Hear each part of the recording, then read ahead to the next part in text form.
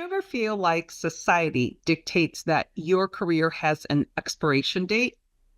I know that definitely is true for women more than men, especially when you're in the entertainment industry. Today's guest is here to remind you that your best years are now. Age is just a number and you are far from done. Hey everyone, welcome back to No Woman Left Behind. We are here to get you promotion ready, to gain confidence for self-advocacy, and to build an incredible community of amazing women. I'm Rosie, and today we're diving deep into a juicy topic, which is ageism at work. We are going to be talking about how to crush ageism in the workplace. We're going to talk about how to handle those tricky intergenerational relationships. And the big one, we're going to talk about how to approach retirement without losing your identity.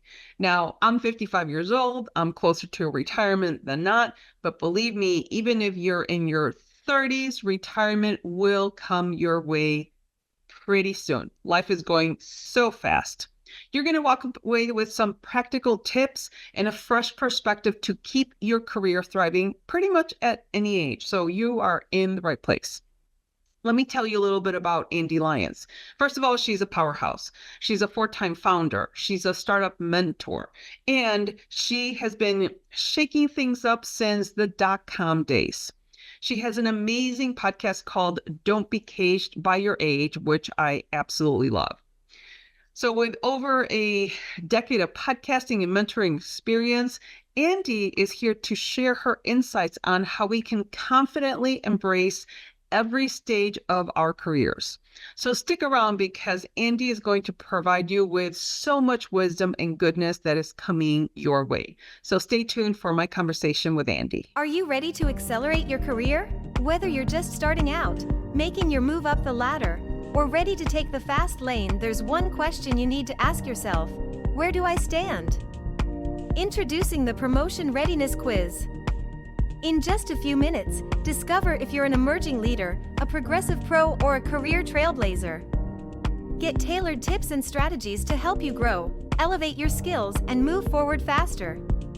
Curious? Take the quiz now and step into the next chapter of your career with confidence. Your career breakthrough starts here. Take the Promotion Readiness Quiz now.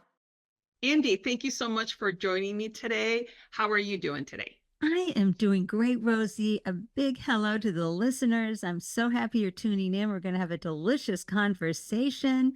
And Rosie, you are an amazing host, and I'm so happy I get to have this time chatting with you about my favorite topic, shattering ageism. Yes, thank you. Shattering ageism has been popping up more and more, especially for women in the corporate space. And we're going to talk about a variety of things. But the one thing that is still, Ande, a challenge in the corporate space is those intergenerational relationships. I was talking to somebody not too long ago, and they were making a comment like, oh, these young people, they just don't want to stay and work late. And what I said to this person was, but that's not their values. That's your value, and you're trying to make them work according to your values.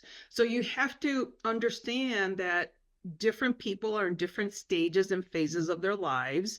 And when it comes to working, everybody has a different definition of working hard. And so I want to start with that, the intergenerational relationships in the workplace, and how do we keep those, because I think we have about 4 generations in the workforce right now. Mm-hmm. How do we keep those relationships connected and give both generations, or actually all generations, the grace and the compassion to know that other generations have different values? So let's take it from there. Let's have a little historical perspective, right? Yes.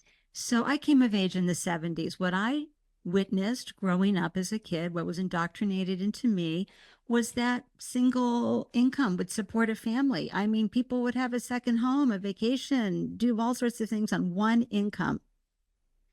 And in the 70s, we were all about peace, love, rock and roll, all the good vibes.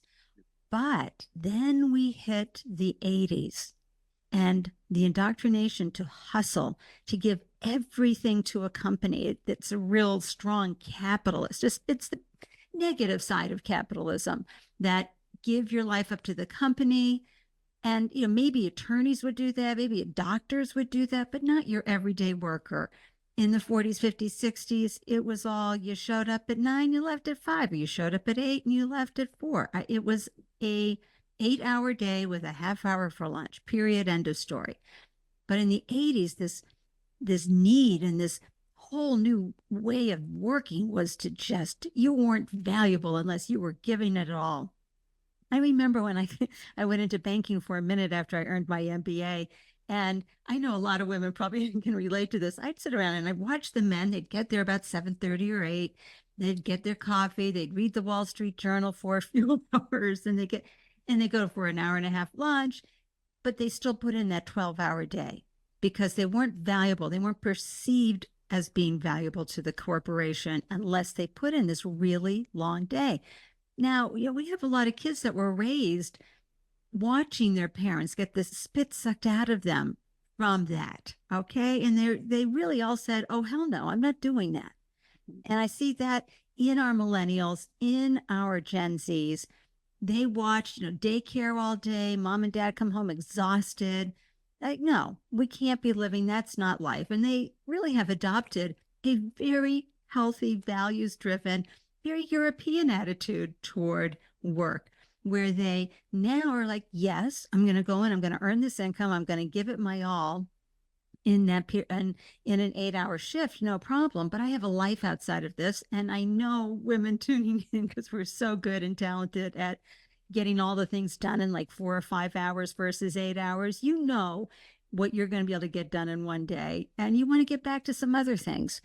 What happened, though, is that because we were rewarded for that level of work and effort and visibility, oh boy, she or he is at that desk from 8 in the morning to 6 at night, putting in 10 hours, willing to work on weekends, take clients out in the evenings and on weekends to events. We're going to reward them for that. So all of a sudden now all your achievement and all your feeling valuable and worthiness and your identity is tied up in this. So now you've got this other generation who has witnessed the downside from their parents, that putting out so much effort, going, no, we're not going to do this. So what happens is the perception from the boomers and the Gen X's is that, oh, these kids are lazy. Mm-hmm. They don't want to do this. Now, I had a .com, all right, so launched in 1998, heavily backed by VCs in Southern California. I'll never forget the conversations I had with the, quote, kids at that time. So we're talking millennials. They were talking stock options because, again, they came of age during the Clinton administration. During the .com boom, they saw a whole new world that was amazing, but they were also looking at it from what's in it for them. And again, the boomers and the Gen X's who have already sacrificed for the corporations have this skewed lens when they look at this level of work effort. Now, I'm from the startup ecosystem. I'm a 4 times founder. I was a global startup founder mentor for 8 years with major accelerator programs and individually. That's different. A founder is so locked into their passion about their business. Of course, they live and breathe it.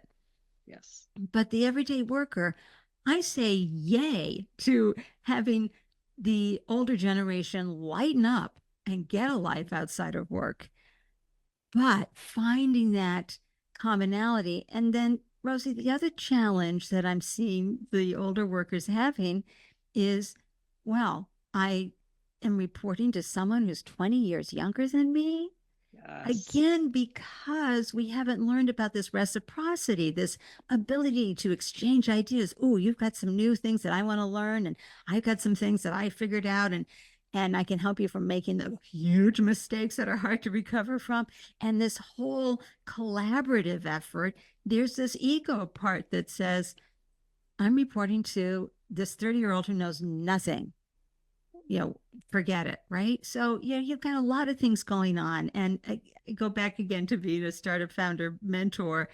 It's different. There's so much collaboration. There's so much understanding of all the intergenerational ideas and wisdom all being pulled in together. I think we could look at that as a model and go, okay, let's do what they're doing and see if we can't, in our corporation, have a better understanding among the generations. So it's almost like companies should start having focus groups, even if it's like once a quarter or twice a year. Focus groups with all the generations and the different ideas, kind of bucket all of the ideas and figure out what's priority and how to collaborate. So is that something that you think would work?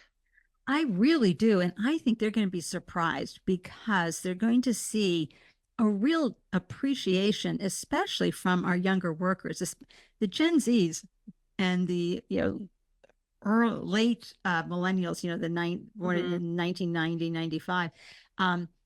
They have a deep appreciation for elders. It's a whole different ballgame. I would go to an event with the startup founders, and my biggest fan group was under 30. I'd be like, wait, not only could I be your mother, I could easily be your grandmother, right? And they're like, no, you're fascinating. So I think if we come to a point, place, right, of a state of mind, stop telling ourselves the story that what do they know? I'm the one with wisdom here, and just look at it as like, wow, let me tap into some of their energy, and their passion and their excitement, sort of get reinvigorated. I love that idea of the focus groups, and certainly exercises that people can do to help bring more collaboration and understanding. Yeah. In my family, we have nieces and nephews, and my kids are 23 and 25, but there's from 30 all the way down to 12. And the perspectives, Ande, that we get from each person on whatever topic we're talking about is so varied and diverse. I always learn when I'm talking to my nieces and my nephews when they're talking about, especially like social media and things like that, because I'm not an expert. I wasn't brought up in it. They are experts. And almost every time that my daughter's over here, she's like, Mom, just do it like this on your phone. I'm like, why didn't you tell me? She's like, well, I didn't know you didn't know. So But Rosie, I'm going to interrupt for 1 second because this is something that happens a lot to the older generation, which is they think that the younger generation are whizzes at the social media. Look, they're whizzes on a social level. They're not whizzes at a marketing business development level, right? And yes. So again, extrapolating all that great information, and I just love the different, like as you said, the different perspectives. I have a 28-year-old and a 26-year-old, and my 26-year-old is game design, and he was putting together, quote, his resume. He goes, Mom, we don't do resumes like that anymore. It's what you've built.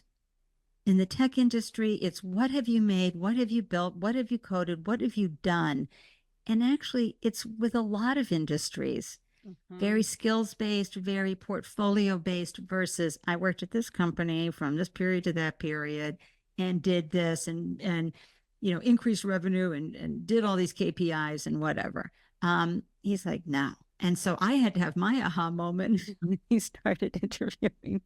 That's awesome. And that's awesome for me to know too, because we write resumes, and for a lot of people that we write resumes, it's all the metrics. Like it's all the prove your accomplishments in the way of metrics. So you can't really build things like, for example, I was in the insurance industry, it's paper, just virtual, products that we give, but definitely what are your accomplishments in the way of metrics? So now I know that a lot of people are aging, obviously. My mom is actually one of 10, and they're all still alive between what a gift. 65 and 85, something like that.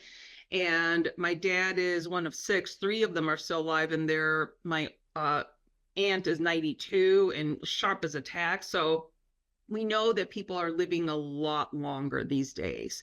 And you and I had a brief conversation about the two women in New York that their brand is Luster, and they are talking also about almost like your third of your life. What is it that you can do when you are starting to get into your mid 50s? And I've noticed a lot, people come to me and they're like, I've been in the corporate world for 30 years, which is exactly what I did. I just finished my 31-year career in the corporate world, and now I'm a full-time entrepreneur, which I never saw myself as a full-time entrepreneur in my entire life. So it just kind of happened. Rosie, when did you launch your business? Well, I launched it about 3 years ago, but this is the first year that I'm working in it full time, transitioning from my full-time job. And it's such a different perspective, because many women are coming to me, especially women are coming to me, they're, again, late 50s, early 60s, and they're like, I want to do something after the corporate world, but I don't know what I want to do.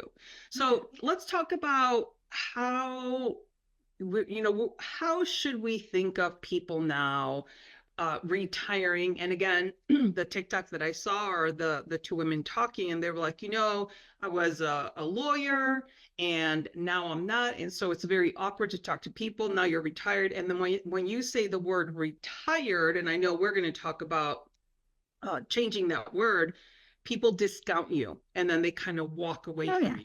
And so that's what the word means. Walk yes, away.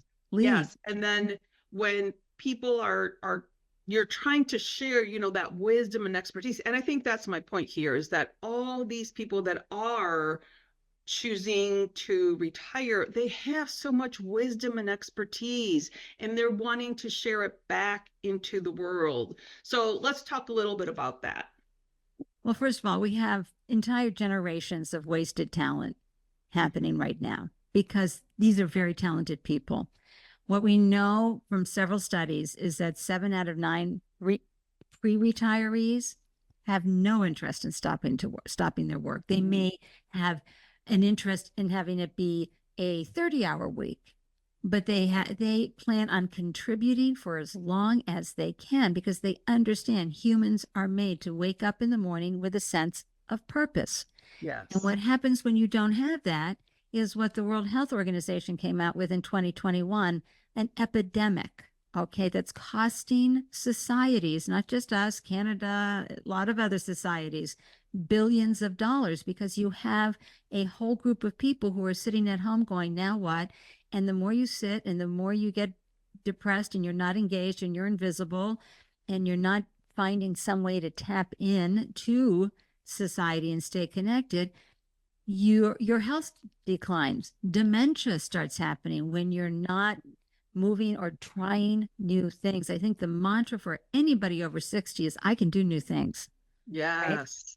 Yes. And so and by the way, Andy, I'm going to share with you that the rec center by my house, all the senior citizens are playing pickleball. And I just played pickleball for the first time this last week, and it was fun, and it was easier than tennis. So I can totally see how that's taken off. But it's cool to see people in their 60s, 70s that are active and that are contributing, and many of them do want to share their expertise. So yeah, absolutely. Well, and then you have a whole group of high performers, high achievers, right? Who so identified with who they are, they cannot imagine, like, who am I going to be now? So someone like you is so important. A transition coach, executive transition coach, so important.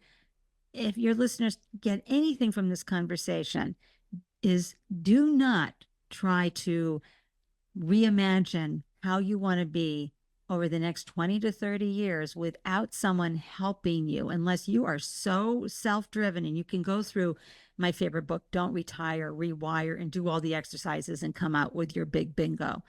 This is the time to invest in yourself, peel off what you have in Social Security or savings, whatever, and hire that person and see it as an investment in your happiness, in your health. Because once you find out what fuels your passion, what's aligned with your personality, you can continue working. So you're going to, fill your pocketbook, because again, you're going to be living much longer. And when they go, maybe some of the listeners have heard or seen the blue zone information, maybe read about it or seen it on Netflix. It's not what they're eating. It's not clean air. It's not any of those. It is the connection, that human connection that's meaningful, Yes. that is helping them age in a wonderful way.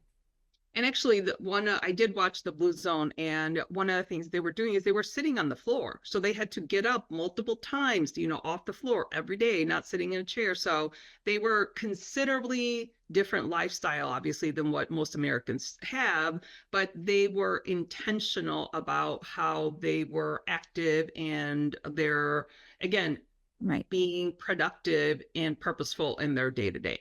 Well, and a new study is out now too about moving your body, because it taps in and doing new things. Oh my gosh, this is even more important. Certainly getting out and going for a walk, very important. But trying some new things as well. There's a part of the brain that Alzheimer's attacks immediately. I think it's called the hippocampus. I'm not going to pronounce it correctly, but when you are walking, when you're trying new things, that stimulates it. It keeps it strong. It keeps parts of your brain strong. And they're seeing that folks can put off any kind of memory decline, dementia, etc., by remembering to move the body and to try new things like the pickleball. But Yes. Also, our age group, I want to remind everybody that, and we get we get slammed often by the younger generation about not being tech savvy. We were the ones who brought tech to the world in the 70s, late 60s and 70s. We were coding using mainframes, okay? Do not get caged by your age around technology. It is your friend. It really is not that hard. Get rid of that story you tell yourself, I can't do that. It always reminds me of women who say that, oh, I'm terrible with numbers. I go, oh, no. I seen you go in there and something's 20% off or 25% off. You calculate that very quickly. Same thing with tech. You can do it. Your phone, there's a YouTube video for anything you want to do. Yes, yes.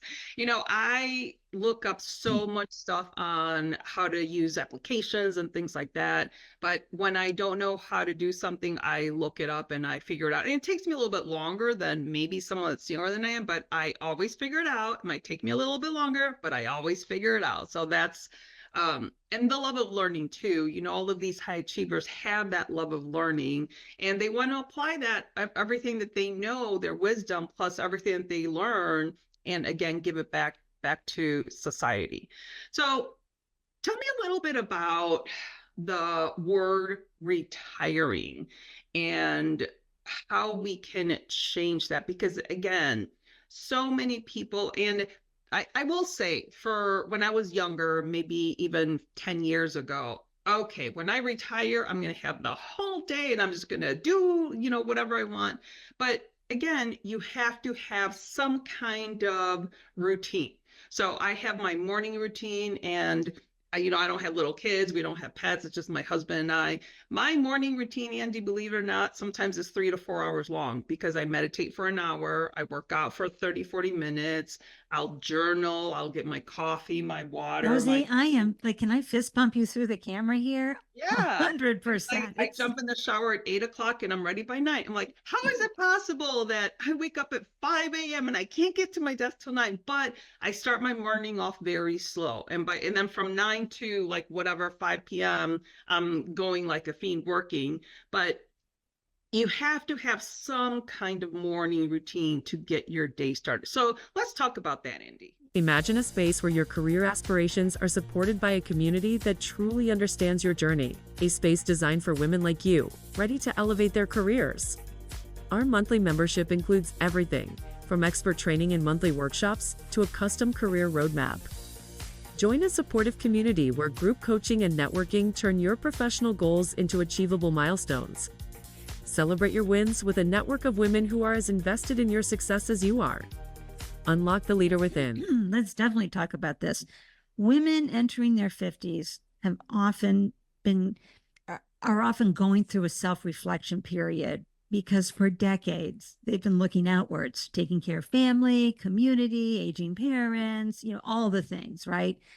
So to think that you're going to go from having this tiny little window of a few years and that's it. No, this is a time of life to break out. In fact, there's a woman out there, Sarah Hart. She has a platform called Prime Spark.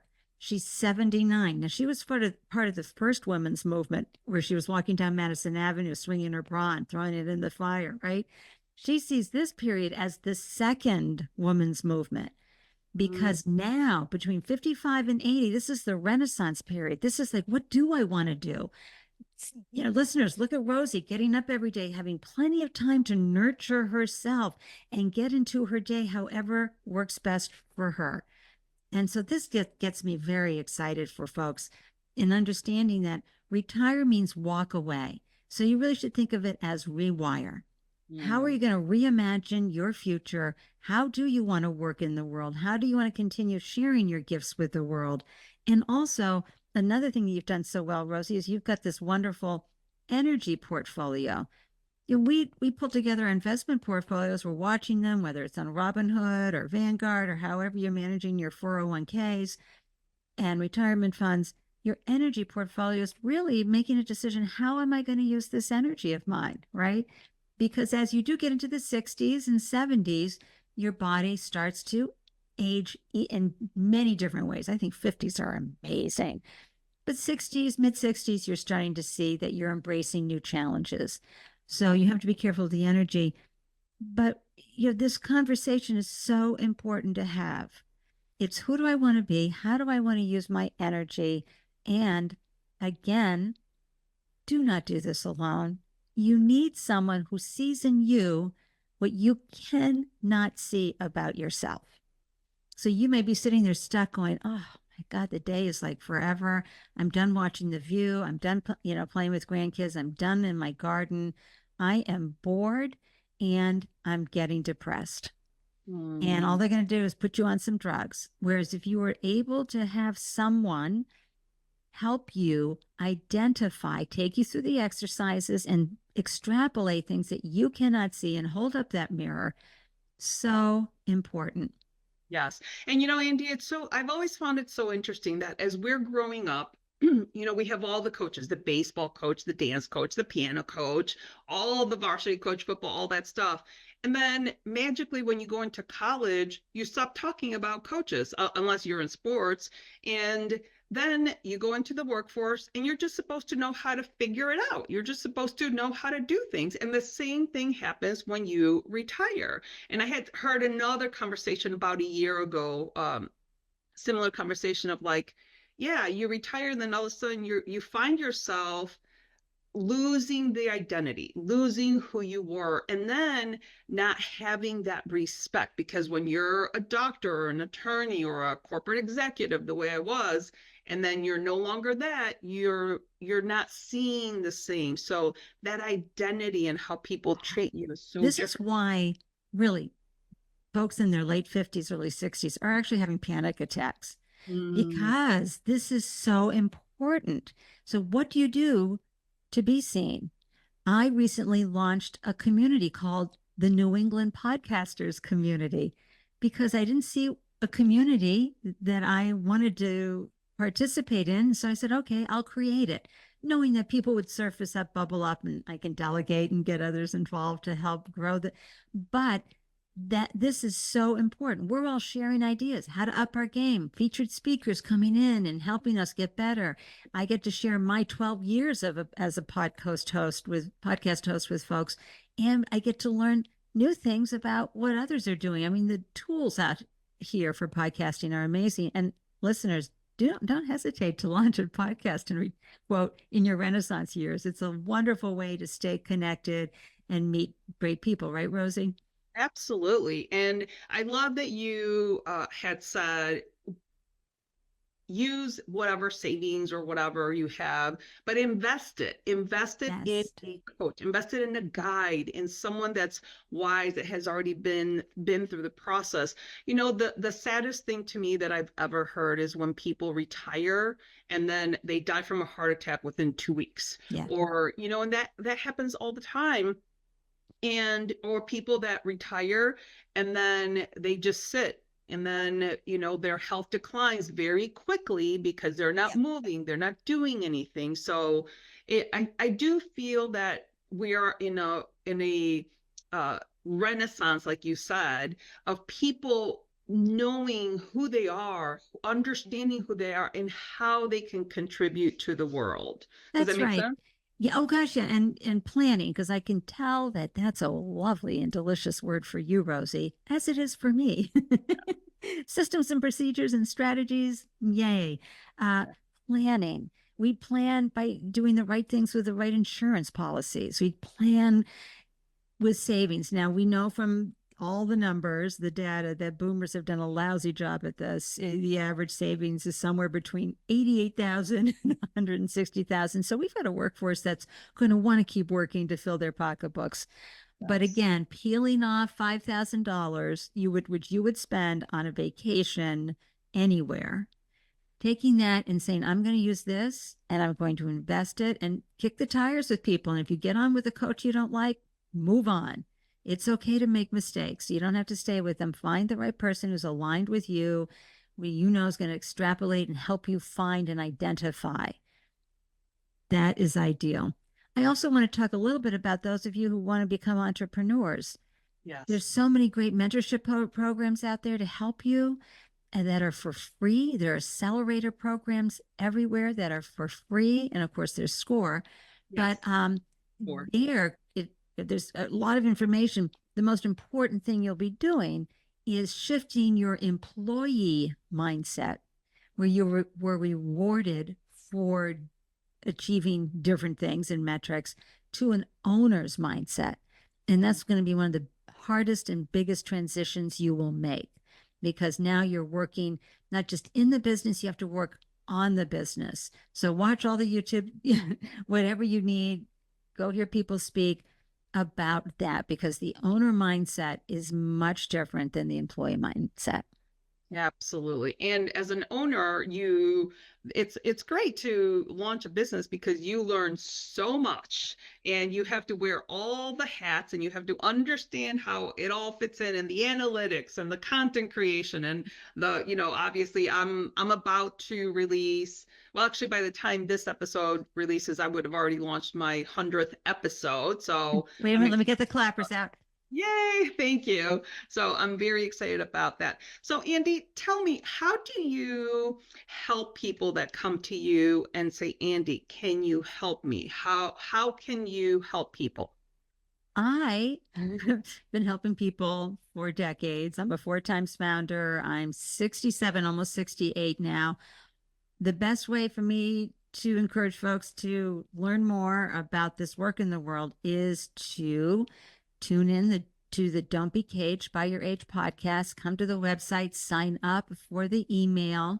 Once a month, I do a recap of the episodes, but I also include resources to help you. But it's mostly these 30 to 40-minute conversations with folks who have shattered age-related expectations, from someone who's a private investigator, a woman, to a model at the age of 65, to someone who decided to write a book at the age of 68. All sorts of different ways that you can stay connected. And I don't have clients or anything like that. I provide resources and inspiration and handholding as you walk into and through this very important, enlivened time. And especially women, gendered ageism is huge out there. And so you'll hear it in tones when people talk to you. They tend to, all of a sudden, you turn 65 and now they've got the toddler language. Oh, sweetie, you need to do this. Oh, honey. Oh, you sweet little thing, you. Yeah. Wait, I'm a grown woman with decades Yes. of experience behind me. Can you just take that tonality and go do a timeout, please? It's so interesting. So, Yes. Ande, I'm interested in your story. So, obviously, you have done a lot of different things in the tech space and things like that. So, how did you come to, launch 3 podcasts and do the work that you're doing today? Oh, thank you so much for asking. I often tell people, hello, my name is Ande. I've been unemployable since 1992. I've had 4 businesses. I mean, I've been fired lots of times. Yeah, as one of my friends who was big in the HR world says, Ande, we don't hire this. And she'd do the wand down my body. So, I have built up over the years businesses. I had a tech company during the dot-com days. I had a food manufacturing company I scaled nationally. I've had platforms, et cetera. And as I mentioned earlier, a mentor to founders. I had a pitch event here in Boston every month for founders. And it was, really in the summer of 2022, when I turned 66, I was really never telling anybody about my age. So I bought that US Route 66 sign off Amazon, and I took a picture of myself. And honestly, I look like, will you still love me now that you know I'm so old? Yeah, it would. But the post went viral.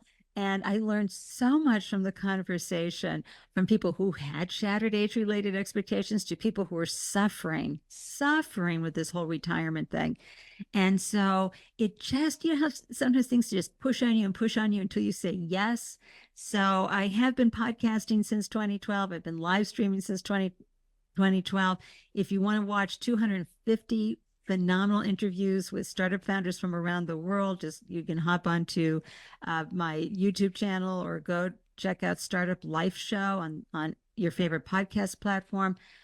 But what I learned was that I needed to be in this area because I have what we call a good founder market fit. I'm a 67, almost 68-year-old woman. The biggest gift from this was going from being embarrassed to say I was this old to aging out loud, when all of a sudden you dilute all this energy, this negativity around aging, which society and corporations will be happy to tell you, we're not going to invest in you anymore because you're in your 50s now. We know you're sliding into retirement home base, right? So you're done. As if ambition were ageless. Society is saying, what? You've got a wrinkle? Oh my God, you may as well just die. Let's help you fix that because you should feel ashamed that you have these wrinkles, and let's get you that Botox. All the messaging. What gray hair? Oh, forget it. When you all of a sudden embrace your age and say, of course I've got barnacles and brown spots and wrinkles. I'm this old. And guess what? There's a lot of people that don't make it to this age, and I get to have more deliciousness in life, and I get to have more fun and figure things out and learn new things, but mostly to be proud and loud about your age. This is the greatest gift. And one of my favorite stories is I had Judith Koenig on the show. She's remarkable high performance transition executive coach, and she's 72. I make everyone on my show say their age. Well, she was afraid to share the episode because even though her clients know her age, the world did not. And she was ashamed. And so on LinkedIn, she said, I have been afraid. This was like maybe 4 weeks after the episode. I've been afraid to share this with everyone, this incredible conversation I had with Ande Lyons, because I was afraid to let everybody know my age. But you know what? Here I am, and I'm loud and proud. So that is what led me to want to help the world in this unique way, which is to just say, it is.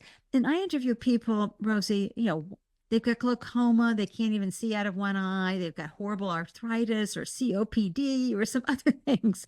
It is not stopping them. They found ways to contribute without leaving the house, right? To feel connected, to feel like they're adding value to, those, we tend to highlight those who are scaling mountains in their 80s or doing marathons when they're 100. No, you got to do what's in alignment with who you are. So I am clearly very passionate about this topic because, as Cyndi Lauper says in her wonderful accent, it ain't over till it's over. Yeah, I love it. Well, thank you for sharing your story, Ande. And, I've always been puzzled when women are like, oh, no, I'm not going to tell you my age. Like, even like some close friends of mine are like, oh, no, I'm like, why? I'm 55.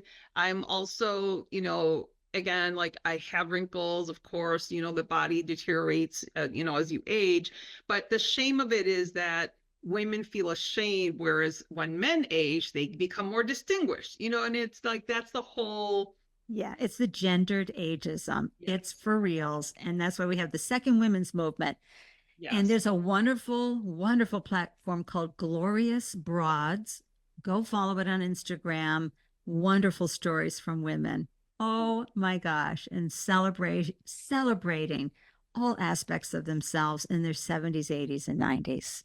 Yes, and I don't know if you've seen or if you've heard the podcast from Julia Louis-Dreyfus. Yes. Oh, we Now know. interviewing, all the women over 80, and you hear all the stars. And Jane Fonda's was so Oh, funny. She's like, I'm not dating now. I don't need anybody to see all of this. So she's just so funny. But I love that Julia Louis-Dreyfus is doing that, because you get that perspective of how is life going to be in those 80s, and tools and tips and tricks that they do to feel better about themselves and come into their own. So that's right, Rosie. And listeners, if you see it, you can be it. yes. All right. So what oh my Julia. God. Julia Louis Dreyfus, thank you, was saying, of course, her acceptance speech was only 5 words. It was wonderful. But what she's doing on the big scale with all the luminaries is what I'm doing with everyday folks. Mhm. Because again, we're all, we're not in the limelight and economically, brilliant as they all are. But as everyday folks, how can we figure this out together? Because you're alive. Okay. Yeah, absolutely. Absolutely. All right, Andy. Well, this conversation has absolutely been wonderful. Is there maybe one takeaway tip that you could leave the listeners with, that if they are considering or, approaching retirement, how they can manage that? Well, first of all, it's a privilege to age, right? And just like you have been planning, and I know it's kind of reiterating what I said earlier, but plan for this time. Mhm. Plan. I don't care what you've got going on physically. Ailments are going to happen. Figure out what you can do. Explore, discover, bring that youthfulness that's inside of you, right? Because, age is a state of mind. And so if you can tap into what might excite you, it can fuel your passion, do the work, read the books, listen to the podcasts, and find that spark within you, because it is there. Plan for that so that you can remove some of the anxiety of retirement, and you can start looking at it as a rewirement and a renaissance period. I love that. I interviewed a financial planner, and she said one of the challenges that she saw her retirees come across is that they weren't trying things out before they retired. So the example that she gave, this gentleman retired, and then he bought all the stuff for fly fishing, went fly fishing, and he hated it.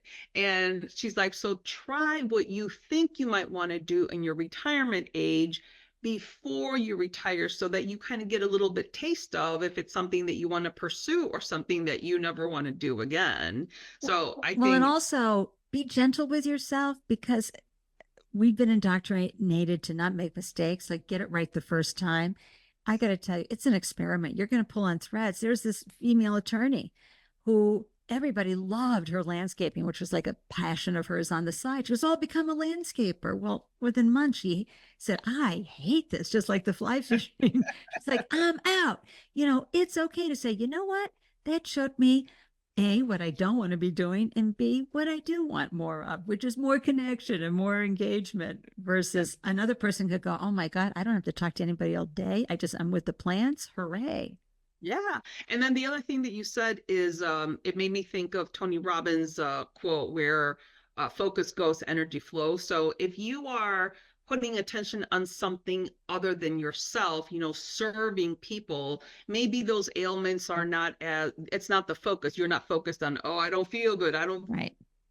If you try to serve and help others, that will also improve your life. So all great information. Well, Andy, thank you so much for coming on to our podcast. This has been an absolute delight. Oh, I have loved every minute. And I know I started off saying this. You are a phenomenal host. Thank you for this wonderful, wonderful interview. Thank you very much, Andy. I just decided that I want to emulate Andy when I get to be her age. She is not only a powerhouse, but she's energetic and she's fun and she is just getting started. I want to do a quick review of the top 3 takeaways that I got out of my conversation with Andy, and I hope that you got a lot of wisdom and ideas as well. First of all, she says ageism, forget it. She said, whether you're 35 or you're 65, find ways to stay engaged, learn new things, and show your value.